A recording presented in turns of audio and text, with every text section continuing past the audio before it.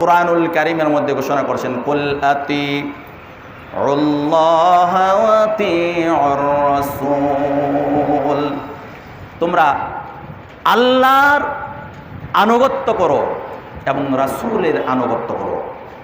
In কুনতুম মুমিনিন, যদি তোমরা মুমিন হয়ে থাকো, যদি তোমরা মুমিন দাবি করে থাকো, তাহলে তোমরা আল্লাহর আনুগত্য করবা, আল্লাহ যা বলেছে তা পালন করবা, রাসূলুল্লাহ সাল্লাল্লাহু আলাইহি সাল্লাম যা করেছেন, যা করতে বলেছেন তাই পালন করবা,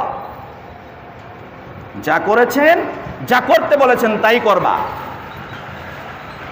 যদি তোমরা মুমিন হয়ে থাকো। এরপরে এ ব্যাপারে আল্লাহ পাক রব্বুল আলামিন আরো বলেছেন, কুল ইন কুনতুম তুহিব্বুনাল্লাহ ফাত্তাবিউনি ইউহিব্বুকুমুল্লাহ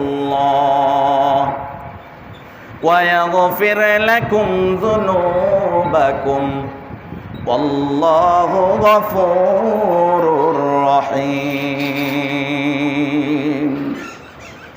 কুল ইন কুনতুম তুহিব্বুনাল্লাহ, আল্লাহ পাক রব্বুল আলামিন রাসূলুল্লাহ সাল্লাল্লাহু আলাইহি সাল্লামকে ঘোষণা করেছেন, বলে দাও যদি তোমরা আল্লাহকে ভালোবাসো, যদি তোমরা আল্লাহকে ভালোবাসো, তুহিব্বুনাল্লাহ ফাত্তাবিউনি, তাহলে আমার অনুসরণ করো।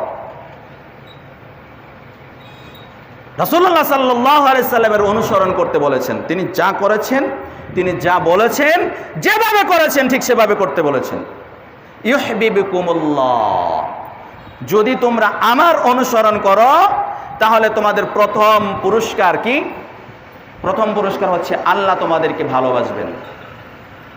ইউহিব্বুকুমুল্লাহ, যদি ফাত্তাবিউনি, যদি রাসূলুল্লাহ সাল্লাল্লাহু আলাইহি সাল্লামের অনুসরণ করা হয়, অনুসরণ করা মানে কি? অনুসরণ করা মানে কি? অনুসরণ করা মানে হচ্ছে রাসূলুল্লাহ সাল্লাল্লাহু আলাইহি সাল্লাম যা করেছেন। আমরা বাঙালি জাতির পিতার অনুসরণ করি, যা বাঙালি জাতির পিতার অনুসরণ করে আমরা দেশ গঠন করতে চেয়েছি। আমরা যাই হোক আর কারো নাম নিতে চাই না, আমরা বিভিন্ন নেতার অনুসরণ করে আমাদের দেশকে গঠন করতে চেয়েছি। সম্মানিত উপস্থিতি, কোন নেতার অনুসরণ করে নেতার আদর্শে দেশ গঠন হবে না, সমাজ গঠন হবে না। সমাজ গঠন হবে রাসূলুল্লাহ সাল্লাল্লাহু আলাইহি সাল্লামের আদর্শে, দেশ গঠন হবে রাসূলুল্লাহ সাল্লাল্লাহু আলাইহি সাল্লামের আদর্শে। রাসূলুল্লাহ সাল্লাল্লাহু আলাইহি সাল্লাম যা করেছেন, যেভাবে করেছেন, যা বলেছেন, যেভাবে করতে বলেছেন ঠিক সেভাবেই হবে। কোন নেতার আদর্শে দেশ গঠন হবে না, কেউ করতে পারে নাই, করা সম্ভব না। তো আল্লাহ পাক রব্বুল আলামিন বলছেন, দেশ গঠন করতে হলে, সমাজ গঠন করতে হলে, পরিবার গঠন করতে হলে, রাষ্ট্র গঠন করতে হলে কি করতে হবে? ফাত্তাবিউনি ইউহিব্বুকুমুল্লাহ, আল্লাহ রাসূলের অনুসরণ করতে হবে। যদি অনুসরণ করা হয়, প্রথম পুরস্কার হচ্ছে আল্লাহ পাক রব্বুল আলামিন তাকে ভালোবাসবেন। যে রাসূলের অনুসরণ করবে, প্রথম পুরস্কার তাকে আল্লাহ পাক রব্বুল আলামিন ভালোবাসবেন। ওয়া ইয়াগফির লাকুম যুনুবাকুম, দ্বিতীয় পুরস্কার হচ্ছে আল্লাহ পাক রব্বুল আলামিন তার পাপকে ক্ষমা করে দেবেন। সুবহানাল্লাহ। আপনি রাসূল, আল্লাহকে যদি ভালোবাসতে চান রাসূলকে অনুসরণ করতে হবে, আর রাসূলকে অনুসরণ করলে আপনি দুইটা পুরস্কার পাচ্ছেন। এক, আল্লাহ আপনাকে ভালোবাসবেন। যদি আল্লাহ আপনাকে ভালোবাসে, যদি আল্লাহ আপনাকে ভালোবাসে, সম্মানিত উপস্থিতি মুসল্লিয়ান ইকরাম, কাল কিয়ামতের ময়দানে সামান্য একটু অপরাধের জন্য আল্লাহ পাক রব্বুল আলামিন মানুষের দিকে রহমতের দৃষ্টিতে তাকাবেন না। সেই অপরাধটুকু কি? কেউ যদি টাকনুর নিচে কাপড় পরে তার দিকে আল্লাহ পাক রব্বুল আলামিন রহমতের দৃষ্টিতে তাকাবেন না। আর আল্লাহ পাক রব্বুল আলামিন যার দিকে রহমতের দৃষ্টিতে তাকাবেন না হাসরের ময়দানে, তার অবস্থা কি ভয়াবহ হতে পারে। আর যার দিকে আল্লাহ পাক রব্বুল আলামিন রহমতের দৃষ্টিতে তাকাবেন, আল্লাহ পাক রব্বুল আলামিন তাকে আরশের ছায়ায় স্থান দেবেন। সুবহানাল্লাহ।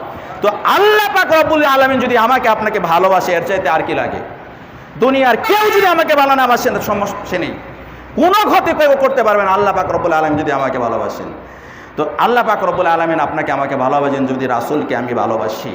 ইউহিব্বুকুমুল্লাহ ওয়া ইয়াগফির লাকুম যুনুবাকুম, আমার আপনার পাপ যত রয়েছে সব ক্ষমা করে দেবেন। সুবহানাল্লাহ। তো সম্মানিত উপস্থিতি মুসল্লিয়ান ইকরাম, অনুসরণ রাসূলুল্লাহ সাল্লাল্লাহু আলাইহি সাল্লামের অনুসরণ করতে বলেছেন। এই দুনিয়ার বুকে যত নবী এবং রাসূল এসেছে, যত নবী এবং রাসূল এসেছে, প্রত্যেকটা নবী এবং রাসূল একটা কথাই বলেছেন, যেমন প্রত্যেকের উপর কিন্তু কিতাব নাজিল হয় নাই। কিতাব নাজিল হয়েছে 104 খানা, তার মধ্যে 4টা কিতাব আমরা জানি, বড় বড় 4টা কিতাব, তাওরাত, জাবর, ইনজিল, কুরআন। তো রাসূলের দায়িত্ব বা নবুয়তের দায়িত্ব আল্লাহ পাক রব্বুল আলামিন অনেক নবী এবং রাসূলকে দিয়েছেন। তবে প্রত্যেকটা নবী এবং রাসূলের ঘোষণা কোরআনের মধ্যে নেই। তবে যাদের কথা কোরআনের মধ্যে এসেছে তাদের ব্যাপারে তারা কি বলেছেন শোনেন। যেমন নূহ আলাইহিস সালাম, লূত আলাইহিস সালাম বলছেন, ইয ক্বালা লাহুম আখুহুম নূহুন আলা তাত্তাকুন ইন্নী লাকুম রাসূলুন আমিন ফাত্তাকুল্লাহা ওয়া আতিউন।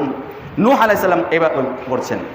লূত আলাইহিস সালাম এভাবে বলছেন, ইয ক্বালা লাহুম আখুহুম লূতুন আলা তাত্তাকুন ইন্নী লাকুম রাসূলুন আমিন ফাত্তাকুল্লাহা ওয়া আতিউন। হুদ আলাইহিস সালাম ঠিক এভাবেই বলেছেন, ইয ক্বালা লাহুম আখুহুম হুদুন আলা তাত্তাকুন ইন্নী লাকুম রাসূলুন আমিন ফাত্তাকুল্লাহা ওয়া আতিউন। শুআইব আলাইহিস সালাম ঠিক এভাবেই বলেছেন। সালেহ আলাইহিস সালাম ঠিক এভাবেই বলেছেন। কি বলেছেন? ইয ক্বালা লাহুম আখুহুম নূহুন হুদুন লূতুন আলা তাত্তাকুন। স্মরণ করো যখন নূহ আলাইহিস সালাম তার ভাইদেরকে, তার কওমদেরকে বলল যে ইয ক্বালা লাহুম আখুহুম নূহুন আলা তাত্তাকুন, তোমরা কি আল্লাহকে ভয় করবে না? তোমরা কি পরকালকে ভয় করবে না? তোমরা যে পাপের সাথে জড়িত রয়েছ এর সব হিসাব আল্লাহর কাছে দিতে হবে। নূহুন আলা তাত্তাকুন, আল্লাহকে ভয় করো। ইন্নী লাকুম রাসূলুন আমিন, আমি আল্লাহ পাক রব্বুল আলামিনের পক্ষ থেকে তোমাদের জন্য বিশ্বস্ত রাসূল হিসেবে এসেছি, তোমাদের সতর্ক করার জন্য এসেছি। সুতরাং ফাত্তাকুল্লাহা ওয়া আতিউন, তোমরা আল্লাহকে ভয় করো আর আমার অনুসরণ করো। মন গড়া কোনো কিছু করবা না, মন গড়া কোনো কিছু করবা না। আমি যা করি, আমি যা বলি তাই করো। সম্মানিত মুসলিম মুসল্লিয়ান ইকরাম, প্রত্যেকটা নবী এবং রাসূল কিন্তু এই ঘোষণা দিয়েছেন, আমি যা বলি, আমি যা করি তাই করো, মন গড়া কোনো কিছু করা যাবে না। এবার আসুন